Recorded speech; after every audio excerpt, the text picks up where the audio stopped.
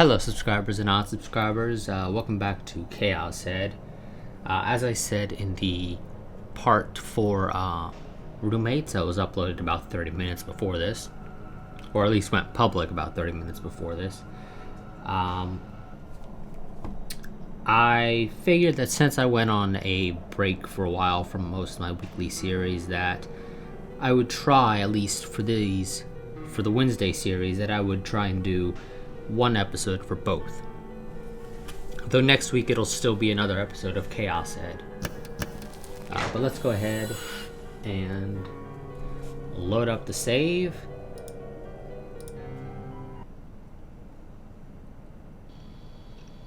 And actually, I do not have my phone with me, just so that I have a timer, so 1 second. Okay, I have my timer now. Let me start it. I had set for 30 minutes. Though, of course, chances are this video will not be 30 minutes. In fact, it'll probably be longer, depending on where we get the next little sort of transition.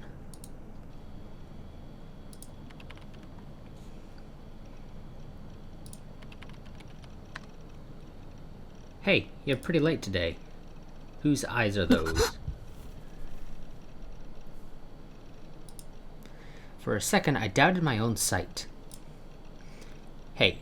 How did Grimm know that phrase? Phrase.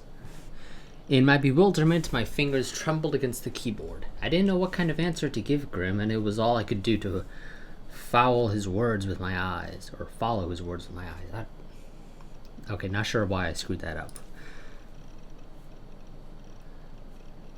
The fourth Nugent incident happened. I was following the online parties about it this whole time. Man, things have gotten really gotten going in Shibuya. It's crazy bad this time too, huh? All the blood got sucked out of the victim's corpse. He was collapsed in one of the bathrooms at Inkoshira Station. Dude, the body is amazing. All its skin turned green. Freaky. Seriously freaky. Lately I've started seeing the occult theories might not be... Damn it, I'm trying to read the entire thing. Lately I've started thinking the occult theories might not be off the mark. A human being couldn't pull off this kind of crime. Sitting in front of my PC, I bit my lip. Oh. Okay, there we go. Now we're caught up. My head was threatening to start imagining it. I somehow managed to shake off the visions. For the time being, I'd better have a mouthful of coke and regain my composure. Damn it. That ass Grimm definitely raised the subject that way on purpose, as if to ambush me. Huh? No reaction?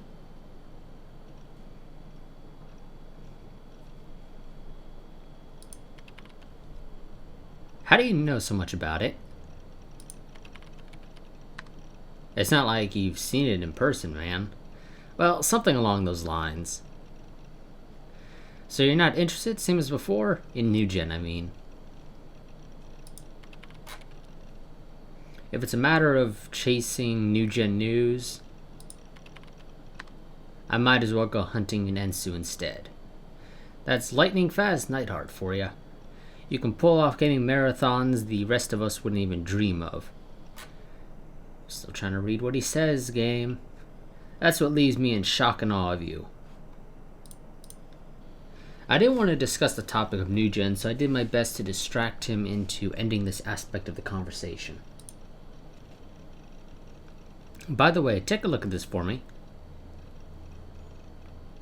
What do you think? I get the sense that you're baiting me. Where is it? Last time this happened, he'd gotten me all worked up by acting like it was a guru picture, and then it turned out to be some stupid doodle.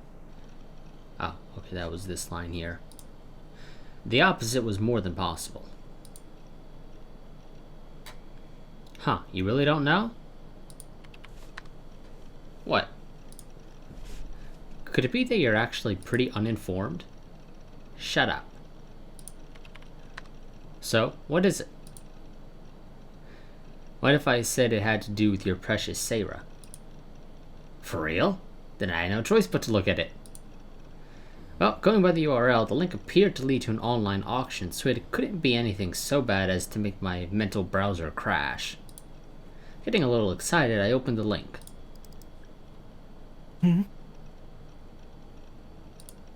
Supplies of type B blood are currently inadequate? I felt kind of like I'd seen this headline somewhere before.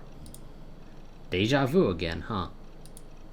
No, more importantly than that, where's my fappable saber pick? Rolling the wheel on my mouse, I made the page scroll down.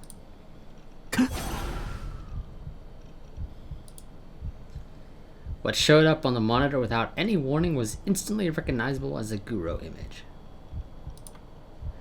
And I hastily returned my gaze to my left-hand monitor and closed the browser window. The Guro image had been displayed on the monitor for less than 3 seconds. The amount of time during I had seen it squarely with my own eyes was hardly a full second. Yet, despite that, it's a picture of the body from the new 4th gen case. Before the mass media reported on the incident, it showed up in an auction like any other sample pick. They were attaching a price to the victim's wretched body itself. In short, the seller is the true new gen criminal. Amazing, right? The seller's name is Ampia, although it's just a throwaway ID. The net's already in an uproar. It's getting posted at all kinds of image boards. People are already making memes out of it.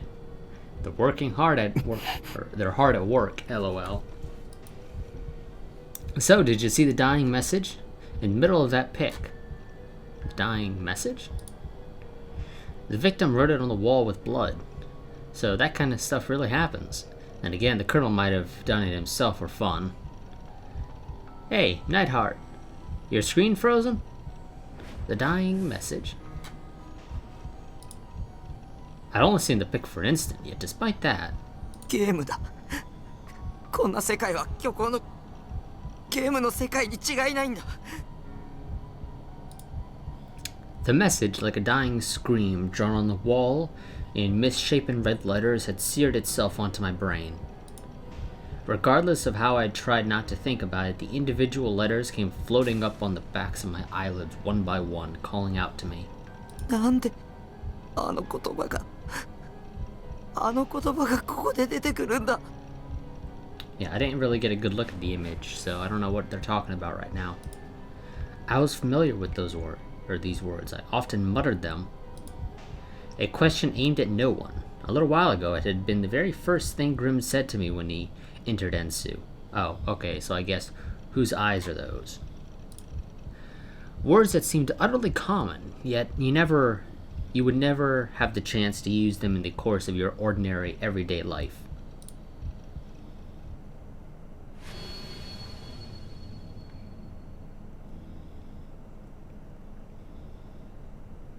You know, I don't think sucking somebody's blood out would make them green, so I don't know how the hell that happens. Oh, and I guess we've entered Chapter 3. I don't know what that actually said, but I saw 3, so I'm assuming it probably says Chapter 3. Which means we've been in Chapter 2 for quite a while now. 4 a.m. Shibuya is said to be a city that doesn't sleep, but few people could be seen at the pedestrian scramble in front of the station. In their place were numerous parked taxis, standing by for a chance to carry away the drunks unwilling to wait for the first train of the day. Most of the taxi drivers had reclined their seats and were napping. Yet there were also more hard-working drivers among them, who rested against their steering wheels and gazed blearingly in the direction of the 107 building in the shopping district. But they weren't trying to ascertain whether any potential customers were walking about. They watched with deep interest the movement of the street cleaners who had arrived about 30 minutes earlier. At least, those 5 to 6 men were presumably street cleaners because of their yellow armbands with sanitary worker characters inscribed on them. Without the badges, chances were that 10 out of 10 people would have failed to recognize them as street cleaners. For some reason, they all wore black suits. Furthermore, ever since arriving, they had blatantly shown no signs of starting to clean. As for what they were doing, one man held up a peculiar instrument shaped like a pendulum, and the other men surrounding him were measuring something. Moreover, this did not happen in merely one place.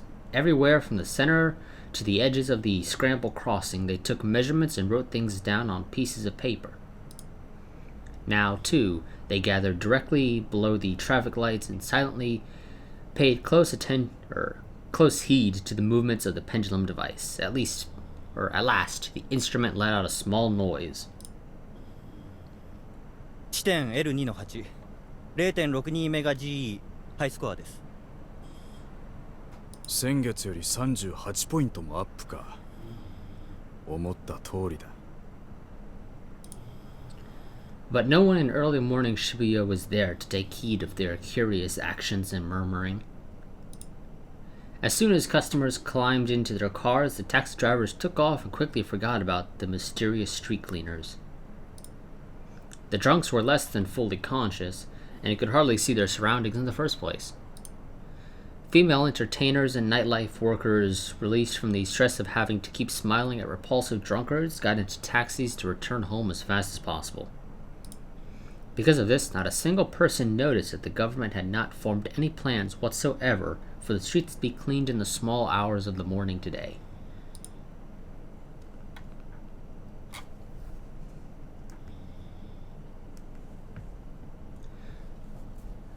Let's see, we've got the group diving, the pregnant man, the staking, vampire house, and then number 5 is to be continued. Well, number question mark, but number 5. Even after the weekend, the 4th new-gen case, commonly known as the Vampire House incident, continued to have powerful reverberations. The corpse of a man whose blood been withdrawn in its entirety and whose body surface had transformed in color to an inhuman green. It was discovered in a bathroom in the Shibuya station of the Inokashira line. It was inevitable that the mass media and ACT channel would seize on it, given the abnormality and brutality of the murder, as well as the fact that a photograph of the body had been put on display in an online auction before the body itself was actually discovered. Much attention was paid to the sentence used as the headline for the auction page, which read, "Supplies of type B blood are currently inadequate." Several days prior to the incident, tissue packs advertising blood donation drives with the exact same sentence written on them had been passed out in large quantities in the plaza in front of Shibuya Station. I had one of those tissue packs close at hand. Now, reading back over it, its incongruity-filled text could be interpreted as an advance warning of the murder, rather than a recruitment notice for blood donations. Now, the thing I'm curious about actually is, was the individual who was found dead in that bathroom stall, I think it was a stall, did they have type B blood? That's something that I'm kind of surprised hasn't been at least noted so far, though maybe it will be later. But it does have me curious nonetheless. Apparently, the police were searching for the part-time workers who had distributed the tissues, but for some reason they hadn't managed to find any leads, or to find many leads. There was one area in which Vampire House differed crucially from the other 3 cases. While signs of it had already been present in the staking case, the tendency toward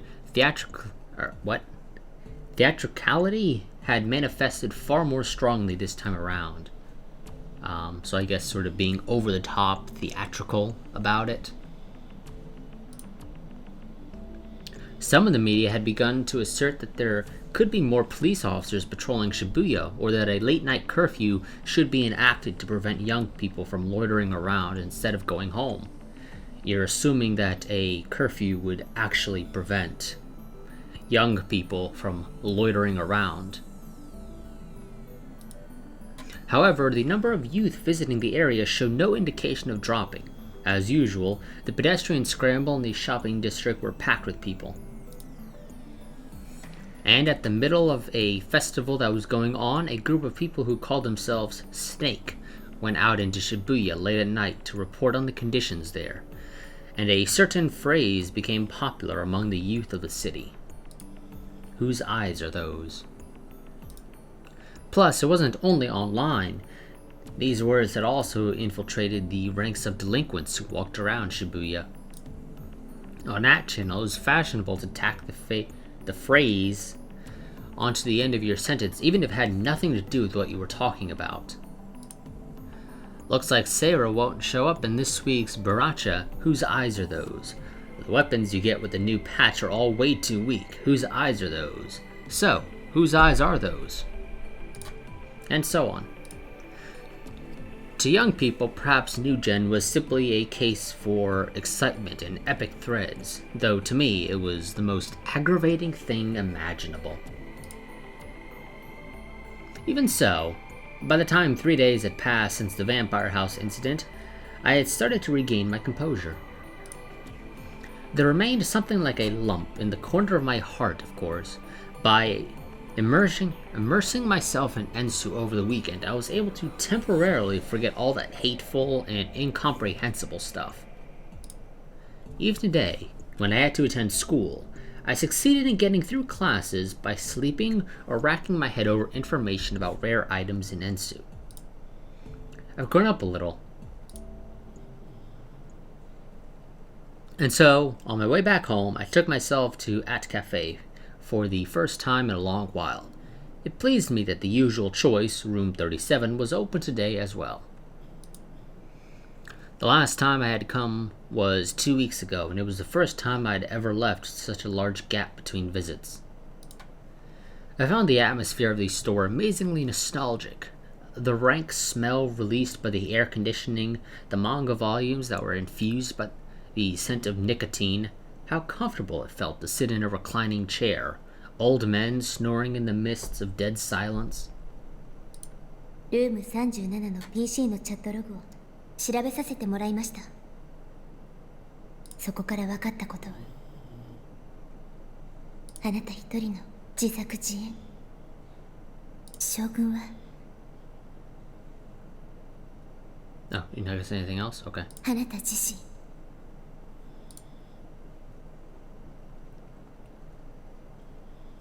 I hadn't met with Yua since then. We were in different grades and I didn't come to school much to begin with, so it was natural that we would have no opportunities to run into each other. ユアの妄想はすごいよ。 I couldn't help pitying Yua. She was clearly sick in the head. The best way to deal with someone like her was to let her be. She was an accident waiting to happen.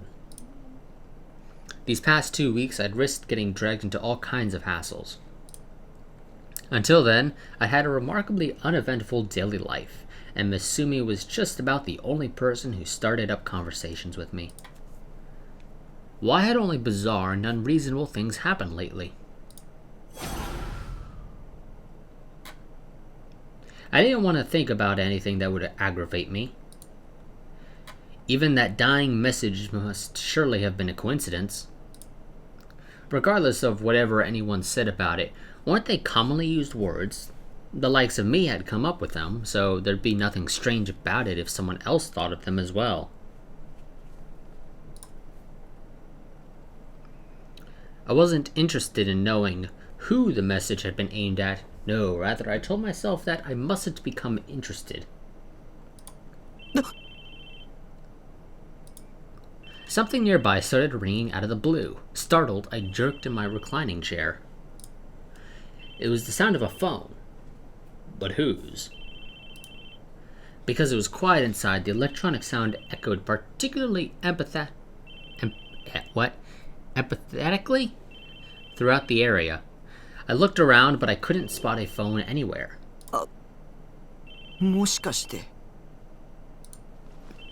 A thought suddenly occurred to me, and I fished around inside my bag. Sure enough, what had been ringing was the cell phone I'd bought just a few days ago. I looked gingerly at the LCD display. Normally the caller's number would be displayed here. Would it be okay to answer this? But, that aside, I didn't like talking with people very much. For starters, who on earth was calling me?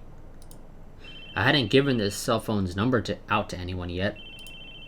The only people aware of it were my family and Nanami, busy body that she was had put them in my address book.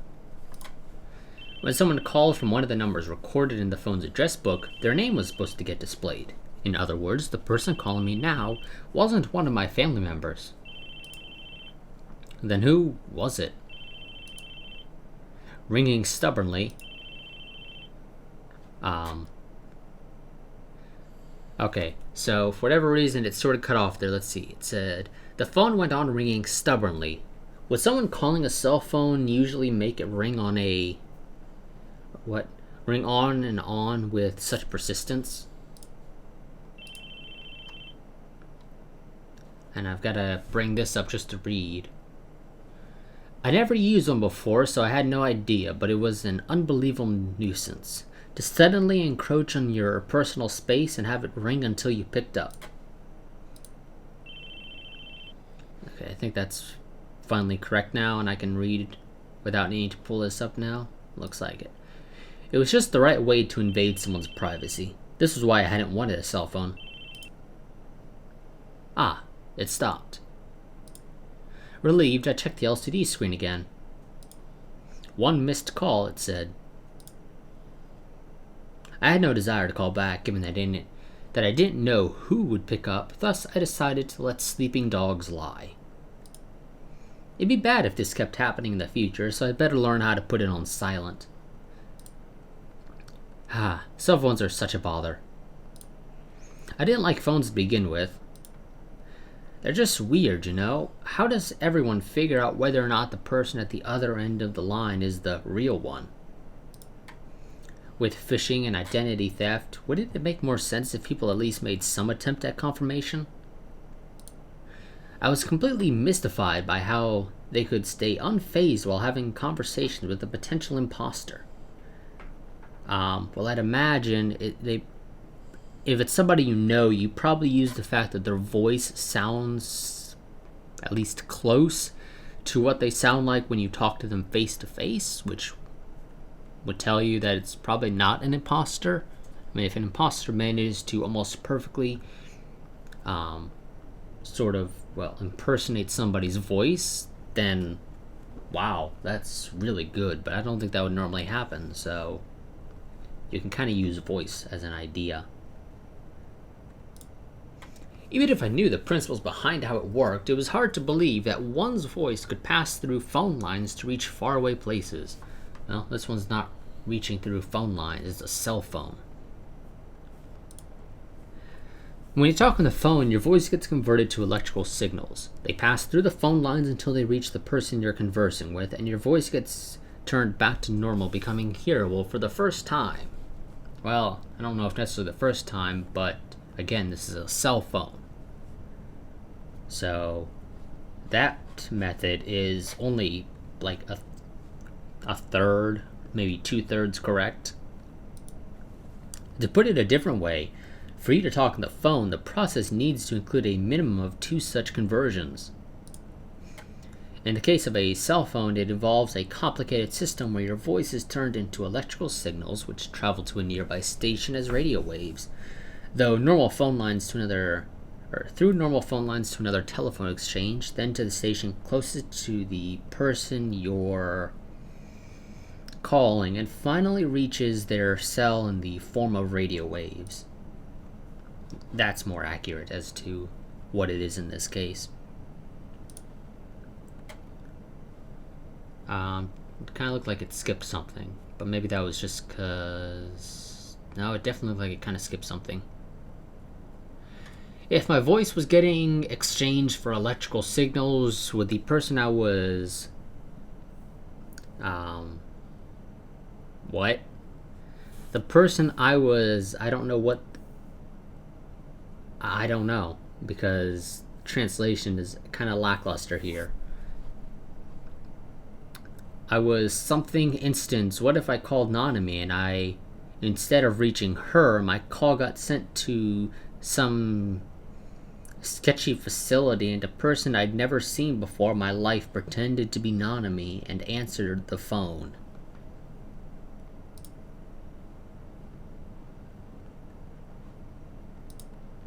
Maybe they'd even be a computer instead of a human being. That was why it scared me to talk on the phone. It scared me much more than talking face to face.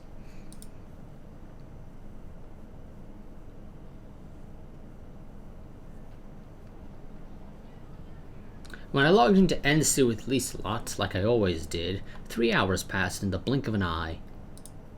It had been 2 weeks since I used Lieselot, and I was pretty satisfied by how well she cheered up everyone around her. I left that cafe in a good mood and headed home. The shopping district was boisterous and full of people as ever. I had always found it annoying, and the illumination of the various stores lined up along the street made it so bright that I had a hard time believing it was night. At the end of that bright road, I jerked to a stop when I saw it, for it stood out still more in the middle of the crowd. That girl was. In the midst of such a huge number of people, she glared at me unwaveringly. In the shopping district, where people came and went without ceasing, where it was difficult to so much as walk in a straight line, she stood still, smack in the middle of the road, resting the colossal sword she held on her shoulder. It was a blatantly bizarre spectacle. But no one paid any attention to her sword. They flowed around her, passing her on either side without any change in demeanor. She was the girl I'd seen at 107. She'd been there when Nanami and I went to get a cell phone. The shape of the sword, her Suime uniform, her long dark hair, each characteristic matched perfectly. Back then, she'd been standing atop the stairs to 107, watching the people below go to and fro. In addition, I recalled the sharpness of her glare. I had met her once before at school. Almond-shaped eyes, a face attractive enough to make her a model, although it conversely made her seem unapproachable, sleek, dark, waist-length hair. You say, okay, almond-shaped, okay. For a second, I know I said almond-shaped, but for whatever reason in my mind, I thought he said almond-colored eyes, and then I looked at the picture and realized that it's blue, but no, okay. It was definitely shaped. She was Girl B, and roughly a week ago, she'd rudely asked me, "Who are you?" in the corridor between buildings. But why was she staring at me? Thinking I was being overly self-conscious, I turned around. At times like this, it might turn out that she was actually looking at an acquaintance of hers over my shoulder or something, but that didn't seem to be the case. The one she was glaring at with a look of hostility was, as I thought, me. I shrank away. I understood what it felt like to be the proverbial frog getting glared at by a snake. Staring back was out of the question. Locking eyes with people was my biggest weakness, so I had no choice but to look down. Time to run. Normally I'd go home by turning left at the scramble crossing where she was standing, coming out next to Book First, but today, I decided to go around by the station plaza. There were a lot of people there, but I'd take a pass on letting some scary 3D girl pick a quarrel with me. She might try to shake me down for money. Girl B looked like she was alone, but in truth, maybe her Jewy friends were lying in wait nearby, plotting to beat me senseless once she lured me in. I wasn't about to take the bait. I swung around to the right and was dumbfounded.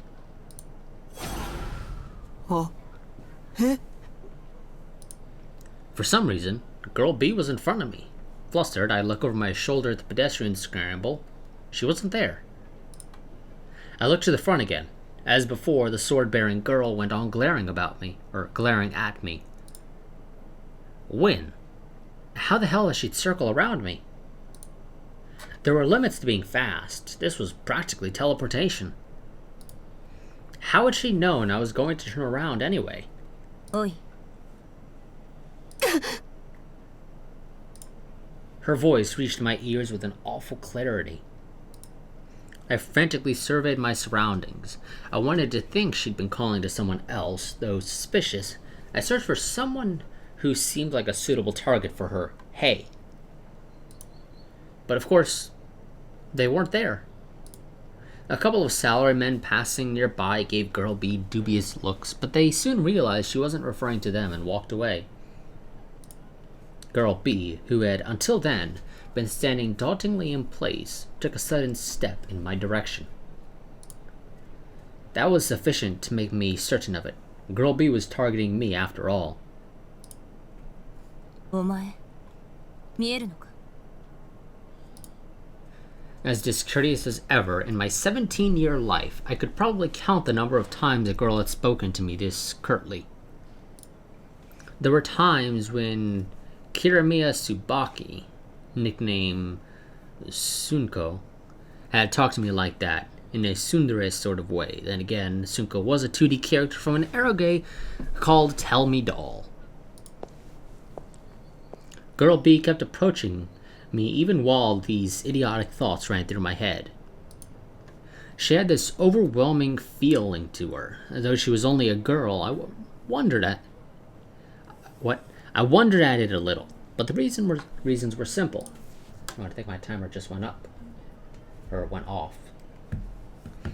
The sharp look in her eyes, and her oversized sword. For a sword, it had a fairly singular design. If you regarded it as something anime-esque, it was fabulously formed, but if you tried to use it in real life, it wouldn't do you a bit of good. It was definitely a weapon from a mecha anime or something. Had any mecha anime started airing recently? Except, even though I knew it had to be an anime cosplay prop, it looked incredibly hard and sharp, and it had an air about it that suggested your fingers would get sliced right off if you touched it. It was a mysterious sword. 見えるのかと聞いている And you see, this is where we're going to have to play a little game, it seems. What is the it of which you refer to? A girl B had already cut the distance between us down to 2 meters, close enough so that if she swung her sword, it would reach me. I hastily took a step back, but it was too late. Girl B shortened the distance further. She swung her sword for real. Let's go green. Crouching down on the spot, I covered my head. If I didn't dodge it, it would hit me right in the head. It wouldn't cut me or anything, but with her swinging that hard, I'd get a cerebral concussion or a dented skull for sure. I hate pain. 何をするだ I was so shaken my Japanese got all strange. Girl B looked down at me coldly. Wait, was she really close? Wait, she was really close. Her feet were right before my eyes. In terms of the angle, I could almost see up her skirt. やはり見えるのかすいません見てないです I hurriedly lowered my eyes. She's not referring to you looking up her skirt. I had the feeling that she was claiming, "You saw my panties, didn't you?" But I swear I didn't. I came close to seeing them, but I didn't. Besides, I've got no interest in 3D panties. The only panties I fap to are either two-dimensional or belong to figures. Thanks for letting us know that. 絶対見たさっきからチラチラ見てただろ本当に見てない Well, I'm guessing this is what happens when you select green. It seems that the conversation will continue referring to her panties rather than the fact that she has a sword probably fairly close to our neck.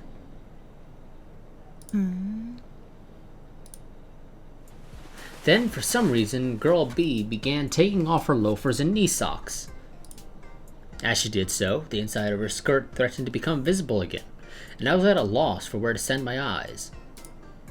I thought I'd catch her off guard and escape, but Girl B didn't take her eyes off me, even as she peeled off her socks.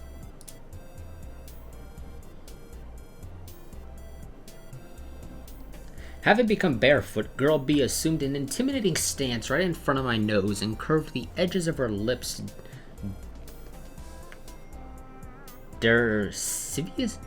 I don't know. I've never seen that word. Derisively? I don't know. Whatever it is, it means something.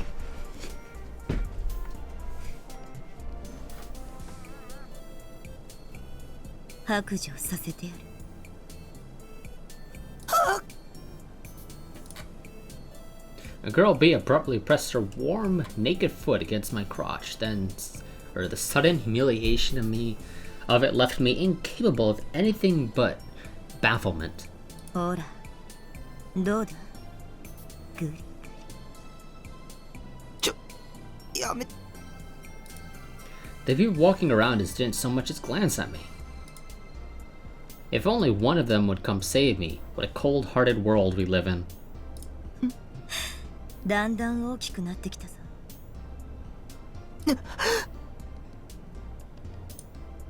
To think that she was doing this to me in the middle of Shibuya's shopping district.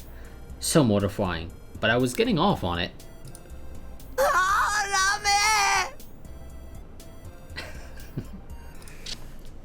ダメ Okay, there we go. Okay, we'll cut it here.